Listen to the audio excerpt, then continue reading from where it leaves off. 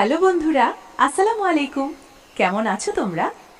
আজ তোমাদের শোনাবো এক অদ্ভুত মজার গল্প।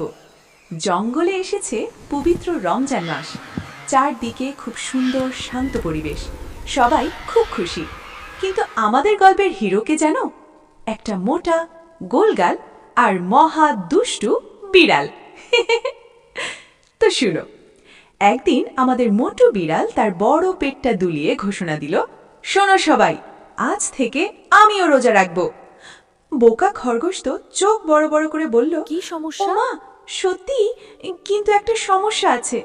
বিড়াল একটু লজ্জা পেয়ে মাথা চুলকে বলল, সমস্যা হলো আমি না খেয়ে থাকতে পারি, কিন্তু খাবার দেখে নিজেকে ধরে রাখতে পারি না। তখন জ্ঞানী বাঘ মামা চশমা ঠিক করে বললেন, শোনো বিড়াল, রোজা মানে শুধু না খাওয়া নয়, রোজা মানে ধৈর্য ধরা আর ভালো মানুষ হওয়া। শুরু হলো দুপুরের পরীক্ষা। খরগোশ কুটুস কুটুস করে গাজর কাটছে, বাঘ মামা লেবুর শরবত বানাচ্ছে, আর আমাদের বিড়াল, তাকে দেওয়া হলো সবচেয়ে কঠিন কাজ। সে করবে খেজুর পাহারা। ওরে বাবা! বিড়াল এক দৃষ্টে খেজুরের দিকে তাকিয়ে আছে, তার পেট ডাকছে গড়রড় গড়রড়। সে ভাবল, এত সুন্দর খেজুর একটা খেলে কি কেউ বুঝবে? বিড়াল আস্তেই করে একটা খেজুর হাতে নিল, মুখের কাছে নিল, হাঁ করলো। ঠিক তখনই ধপ্পাস, বাঘ মামা এসে হাজির। এই বিড়াল, সূর্য তো এখনো ডুবেনি, তুমি কি খাচ্ছ? বিড়াল তো ভয় শেষ।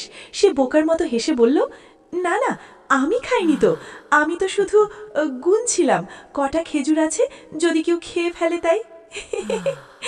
ইস, কি মিথ্যাবাদী রে বাবা! অবশেষে সূর্য ডুবে গেল, মসজিদ থেকে ভেসে এলো আজানের ধ্বনি, আল্লাহু আকবার। তিন বন্ধু হাত তুলে দোয়া করল, হে আল্লাহ, আমাদের রোজা কবুল করুন। তারপর সবাই মিলে খেজুর মুখে দিল। উফ! বিড়াল চোখ বন্ধ করে বলল, উফ, সারাদিন অপেক্ষা করে খাওয়ার কি যে মজা, মনে হচ্ছে পৃথিবীর সেরা খাবার খাচ্ছি। খরগোশ মুচকি হেসে বলল, দেখলে তো, রোজা আমাদের ধৈর্য শেখায়। আর বাঘ মামা বলল, আর এই দেখো, আনন্দটা সবার সাথে ভাগ করে নিলে বরকত বাড়ে। তারা জানালার পাশে বসা ছোট্ট পাখিদেরও খাবার দিল। তো বন্ধুরা, গল্পের এখানেই শেষ হতে পারত, কিন্তু দাঁড়াও, একটা টুইস্ট বাকি আছে। ইফতারের ঠিক 5 মিনিট পর আমাদের মোটো বিড়াল তার ফোলা পেটে হাত বুলিয়ে খরগোশকে জিজ্ঞেস করল, ও ভাই খরগোশ, সেহরি খেতে আর কত দেরি? আমার তো এখনই আবার খিদে পেয়ে গেছে। ওরে বাপরে, এই বিড়াল আর ভালো হলো না। আজ তাহলে এ পর্যন্তই। দেখা হবে পরের গল্পে। টাটা।